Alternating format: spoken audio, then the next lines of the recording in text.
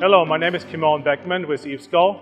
I'm very happy today, very excited to present EVESCO's latest integrated energy solution, a battery system in combination with an EV-DC fast charger. This system can tackle real-world challenges like power limitations that you might have from the grid, energy resiliency where you need backup during grid outages. It also tackles situations where you just need to buffer energy or have to store solar energy in that system specifically. It's a high-power solution. With one battery attached, you can do 240 kilowatts on each cable. With two batteries attached to that EV-DC fast charger, you can output a total of 400 kilowatts with that very, very capable system here. The system has two high-power 500 amp cables and 233 kilowatt hours of energy per system. So it's basically a half megawatt hour solution on the energy side with a 400 kilowatt output, designed to be a 2-hour solution connected to the grid and being able to provide power to the microgrid or to the electric vehicle, also when there is no power available from the grid at half the power total. Now specifically to the energy storage system, it's a state-of-the-art system that is IEC certified and also UL certified for the US market or for the Canadian market. You can see it has the fire suppression system, it has humidity control, smoke sensor and also heat detector installed. And the brain of the system is a state-of-the-art energy management solution that is managing both the battery system but also the EV-DC fast charger over here. Now this system specifically from an integration standpoint will communicate via OCPP with the cloud. On the same side, the energy management solution is doing the same thing. And they're communicating together and presenting the best solution for the customer when charging their vehicles. Energy optimized, doing the peak shaving, doing load management, and all the other important things when you're charging a fleet of vehicles or serving a public customer in the field. It has installed liquid-cooled battery packs with 314 amp hour systems. As I said, a total of 233 kilowatt hours of energy. We have a liquid cooling system down here that is cooling all of the 5 battery packs. We also have a fully certified PCS and also the AC combiner system over here on the left side that will distribute the power within the system. Now we're going to talk about the user charger interface of the EV-DC fast charger.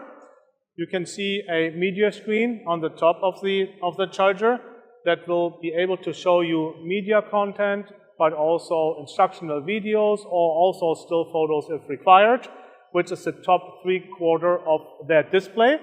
And then on the bottom quarter of the display, you see the user interface to control the charging session. The left side is dedicated, of course, for the left charging cable. The right side is dedicated to the right side of the charger. And you can see what kind of cable it is. In this case here, of course, it's a CCS2. If you're in the United States, you will have a CCS1 or an NACS cable as an option. You can see what the maximum power is that the charger can do on that specific station. You can see what the current rate in kilowatt hours is that you're being charged if you're using that specific charger, and it shows you if the charger is available or not. And that is identical for each side. Right below, you have the mechanical buttons to also control the charger as a backup in case the screen is not responding, which can happen in very cold environments. Right below, you will see the MID meter, which is a visual of the actual rate that is being dispensed on that specific chargers in kilowatts. So you can match that up with the actual charger interface as required, for example, in Germany. In the middle, the pay terminal for credit card payments, for tabless payments, which in this case here is a NAIAX terminal, but the point of sale is also available in, for example, a PAYDER or a PAX and can be adjusted based on the customer's requirements and or what charger management solution you're using. And then, of course, the most important thing for charging, you have your charging cables.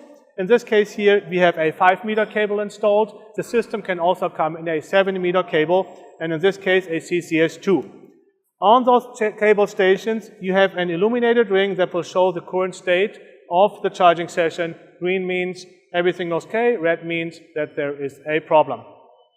And now that we have discussed the operation of this window, we are going to move to an actual charging session with the 400 kilowatt charger from EVESCO.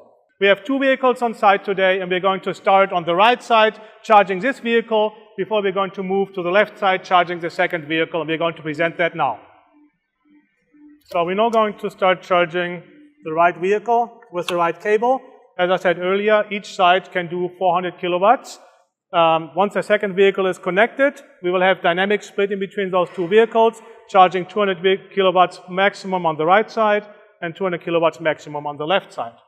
In order to start the session, we have three options. We can either do payment via credit card or tap on the pay terminal. We can do RFID card, which is used in fleet applications. And we can also use a password that can be used by a site administrator or, for example, a foreman that is on site charging all the vehicles. In this case today here we're going to use the password. So what I'm going to do is I'm clicking on connector A on the bottom left corner. We're now going to initiate a charge via password entry on the right side of the charger. We're pressing on connector. We are clicking on password and we're going to enter the password. Press confirm. And a charging session is going to initiate.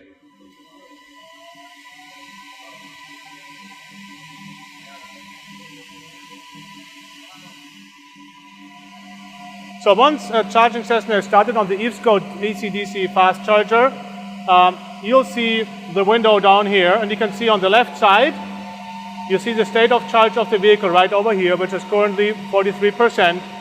You can see how much energy has been dispensed, in this case here 12 kilowatt hours.